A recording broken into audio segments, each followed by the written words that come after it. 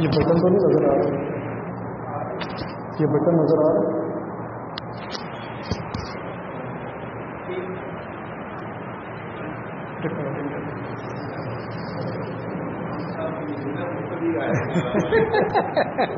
یہ زمانے کا حال ہی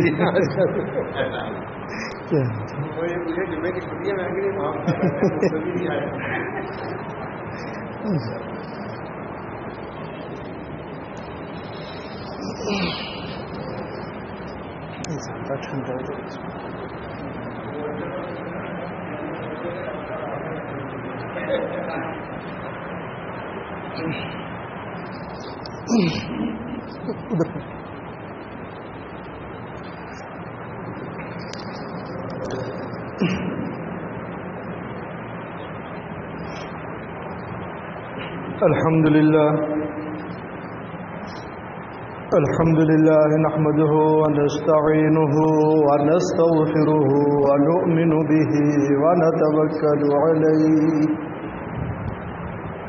ونعوذ بالله من شرور أنفسنا ومن سيئات أعمالنا من يهده الله فلا مضل له ومن يضلله فلا هادي له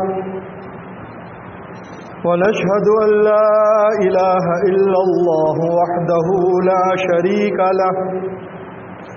ونشهد أن سيدنا ومولانا محمدا عبده ورسوله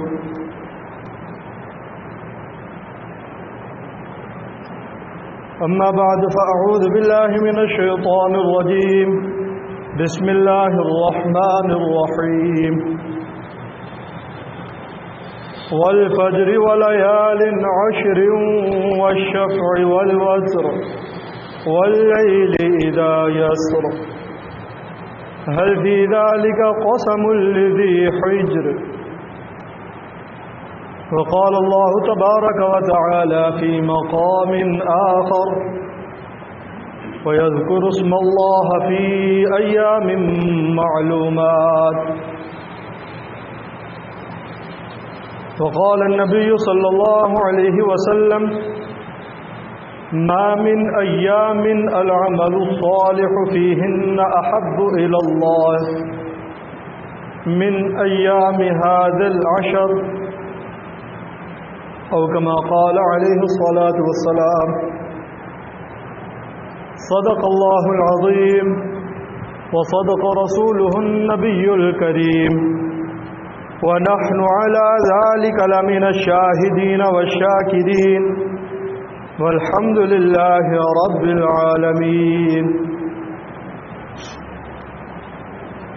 محترم سامعین کرام،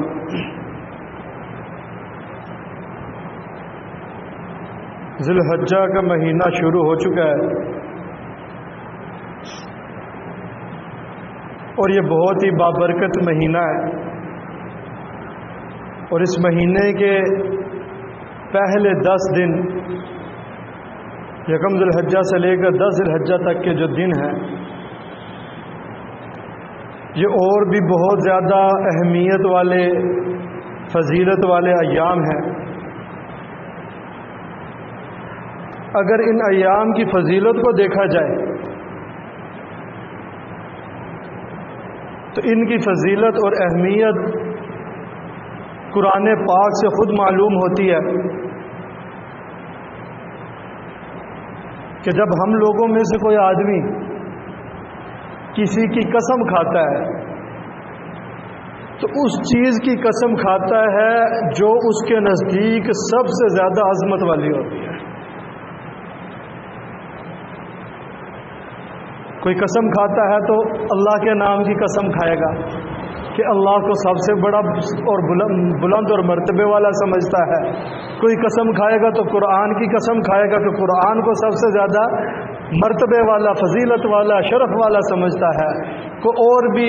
قسم کھائے گا، اپنی ماں کی قسم کھائے گا، مجھے میرے ماں کی قسم ہے میں فلاں کام نہیں کروں گا. تو جس چیز کی آدمی قسم کھاتا ہے وہ اس کے نزدیک بڑی عظمت والی، بڑی اہمیت والی چیز ہوتی ہے.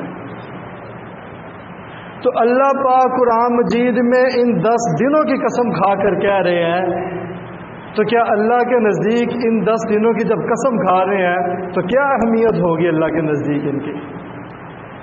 کتنی فضیلت ہوگی؟ والفجری، قسم ہے فجر کی، ولیال عشر، اور قسم ہے 10 راتوں کی۔ علماء نے فرمایا ہے ان 10 راتوں سے مراد یہ ذی الحجہ کی 10 راتیں ہیں، اور چونکہ اسلام میں پہلے رات سے شروع ہوتا ہے دن، اگلی تاریخ سورج غروب ہونے سے شروع ہوتی ہے، اس لیے پہلے راتوں کی قسم کھائی ہے۔ ولیال عشر والشفع والوتر، اور پھر ان 10 دنوں میں جو سب سے زیادہ اہمیت والے دن ہے وہ 9 ذی الحجہ کا اور 10 ذی الحجہ کا دن ہے۔ پہلے 10 راتوں کی قسم کھا لی، اس کے بعد پھر ان دونوں کی دوبارہ قسم کھائی، والشفع والوتر، اور 10 ذی الحجہ کی قسم، 9 ذی الحجہ کی قسم۔ شفع کہتے ہیں جفت کو، وتر کہتے ہیں طاق کو۔ علماء نے فرمایا جفت سے مراد 10 ذی الحجہ کا دن، طاق سے مراد 9 ذی الحجہ کا دن۔ تو اللہ پاک ان کی قسم کھا رہے ہیں۔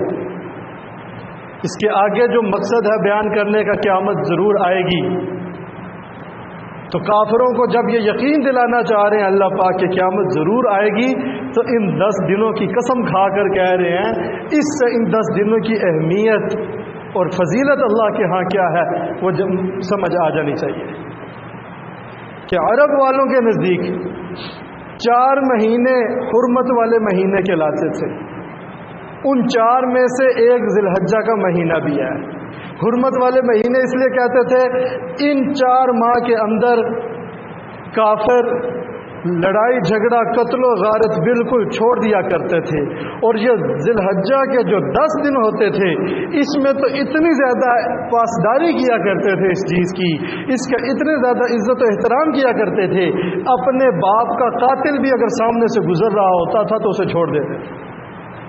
کہ یہ حرمت والے دن ہیں، اور خاص کر ان 10 دنوں کے اندر، چونکہ بہت زیادہ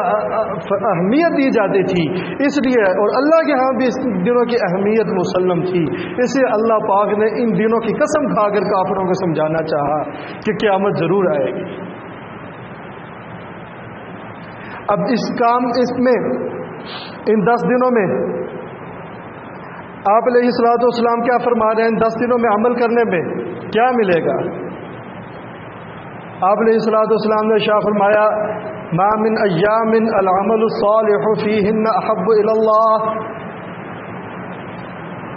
باقی جتنے دنوں میں بھی بندہ نیک اعمال کرتا رہے وہ اللہ کو اتنا زیادہ محبوب نہیں ہے جتنا زیادہ ان 10 دنوں کے اندر کیا ہوا عمل اللہ کے ہاں محبوب ہے۔ باقی دنوں میں بھی ہم قرآن پڑھتے ہیں، زکوٰۃ بھی دیتے ہیں، صدقہ بھی کرتے ہیں، خیرات بھی کرتے ہیں، نماز بھی پڑھتے ہیں، نوافل کا بھی ادا کرتے ہیں، قرآن کی تلاوت بھی کرتے ہیں، صلہ رحمی بھی کرتے ہیں، غریب غرباء کا خیال بھی کرتے ہیں، باقی دنوں میں بھی اللہ کو محبوب ہے، لیکن اتنا محبوب نہیں ہے جتنے یہ نیک اعمال ان 10 دنوں کے اندر اللہ کو محبوب ہے۔ ان 10 دنوں کے اندر اللہ کو عمل بہت زیادہ محبوب ہے۔ ان 10 دنوں میں کثرت سے جو کیے جانے والے اعمال ہیں جن کی اللہ پاک نے قرآن پاک میں خاص طور سے ترغیب دی ہے، وَيَذْكُرُ اسْمَ اللَّهِ فِي أَيَّامٍ مَّعْلُومَاتٍ، ان 10 دنوں میں اللہ کا ذکر کرو۔ ذکر کون سا کرو؟ آپ علیہ الصلوۃ والسلام نے ارشاد فرمایا فَأَكْثِرُوا فِيهِنَّ التَّهْلِيلَ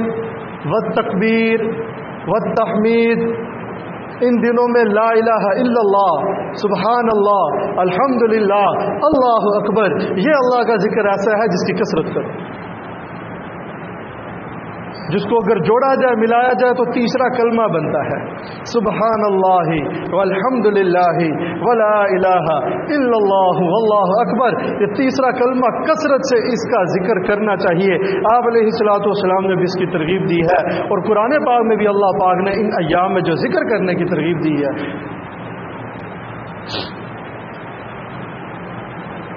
اور جو ان ایام میں خاص طور سے جن کو کرنے کا کہا گیا ہے، آپ علیہ الصلوۃ والسلام نے ارشاد فرمایا جو آدمی ان 10 دنوں میں سے کسی ایک دن میں بھی روزہ رکھے گا اسے 1 سال کے روزے رکھنے کا ثواب ملے گا۔ ایک یکم ذی الحجہ کو روزہ رکھا 1 سال روزہ رکھنے کا ثواب، 2 ذی الحجہ کو روزہ رکھا 2 سال روزہ رکھنے کا ثواب، 3 ذی الحجہ کو روزہ رکھا 3 سال روزہ رکھنے کا ثواب، اسی طرح 8 ذی الحجہ تک ہر سال روزہ رکھنے کا ثواب ہے۔ جو 9 ذی الحجہ کو روزہ رکھے گا، آپ علیہ الصلوۃ والسلام سے پوچھا گیا سئل عن صوم عرفہ، آپ سے 9 ذی الحجہ کے روزے کا پوچھا گیا، اس پر کیا ملے گا؟ آپ نے فرمایا یکفر السنۃ الماضیۃ والقابلۃ، یہ گزشتہ سال کے بھی سارے گناہوں کو معاف کر دے گا، آئندہ سال کے گناہوں کو بھی معاف کر دے گا۔ 9 ذی الحجہ کا جو روزہ رکھے گا 1 سال پچھلے گناہ بھی معاف، 1 سال اگلے سال کا گناہ پہلے سے معاف ہو جائے گا،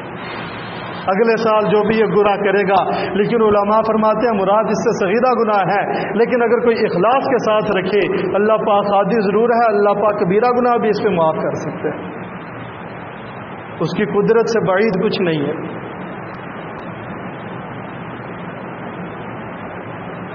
یہ تو ہو گیا 9 ذی الحجہ تک روزہ رکھنے پر، اور حدیث پاک میں آتا ہے 9 ذی الحجہ کے دن، اسے عرفہ کا دن کہتے ہیں، یوم عرفہ۔ یوم عرفہ کو اللہ پاک جہنم سے اتنے زیادہ لوگوں کو خلاصی اور نجات عطا فرماتے ہیں، اتنی کسی اور دن میں بندوں کو جہنم سے نجات عطا نہیں فرماتے۔ اور اس دن اللہ پاک بندوں کے سب سے زیادہ قریب ہوتے ہیں۔ 9 ذی الحجہ کو اللہ پاک اپنے بندوں کے سب سے زیادہ قریب ہوتے ہیں، تو خاص کر 9 ذی الحجہ کا روزہ رکھنا کہ گزشتہ سال کا گناہ بھی معاف، آئندہ سال کا گناہ بھی معاف، اور پورا سال روزہ رکھنے کا ثواب بھی ملے گا۔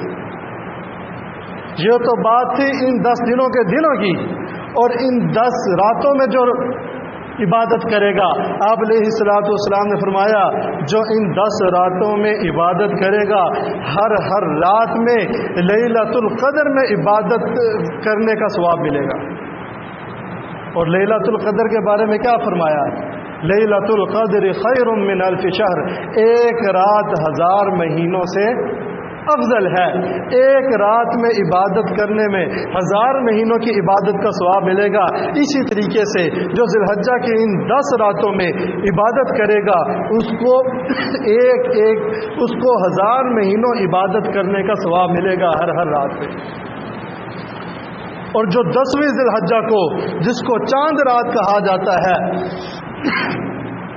اس میں اللہ کی عبادت کرے گا، اس پر کیا انعام ملے گا؟ آپ علیہ الصلوۃ والسلام نے ارشاد فرمایا جو عید الاضحیٰ کی رات کو اللہ کی عبادت اٹھ کر کرتا ہے، اللہ پاک اس دن اس کے دل کو زندہ رکھیں گے، یعنی قیامت کے دن جس دن سارے لوگوں کے دل مردہ ہو جائیں گے خوف سے، وحشت سے، اللہ کے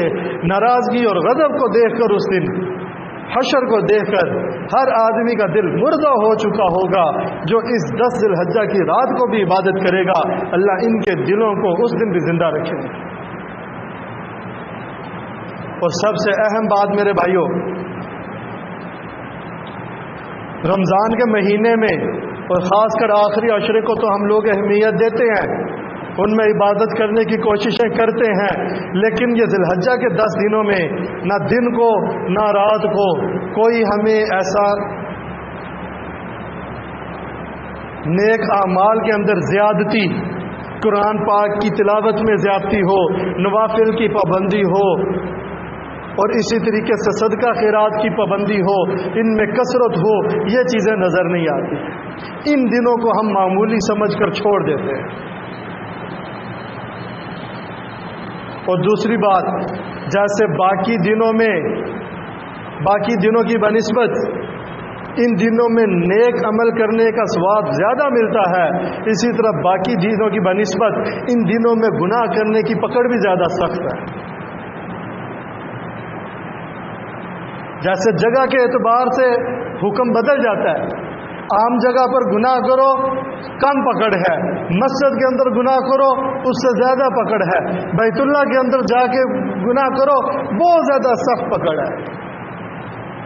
اسی طریقے سے عام دنوں کے اندر اگر کوئی گناہ کیا تو کم پکڑ ہے، رمضان کے بابرکت مہینے میں گناہ کیا زیادہ پکڑ ہے، ان ایام میں گناہ کیا اور بھی زیادہ سخت پکڑ ہوگی۔ ان ایام میں جرم زیادہ سخت ہو جاتا ہے، اس لیے ہمیں ان ایام کو بڑے احتیاط سے گزارنے کی ضرورت ہے، اور ان ایام کو صحیح طریقے سے کثرت سے ان کے اندر عبادت، ذکر اللہ، خاص کر ذکر اللہ کی اس میں کثرت ہونی چاہیے۔ ذکر ایسی عبادت ہے جو آدمی چلتے پھرتے اٹھتے بیٹھتے ہر حالت میں کر سکتا ہے۔ اللہ جل شانہ سے دعا ہے اللہ پاک صحیح معنوں میں دین کو سیکھ کر اس کے مطابق عمل کرنے کی توفیق عطا فرمائے۔ وآخر دعوانا الحمدللہ رب العالمین۔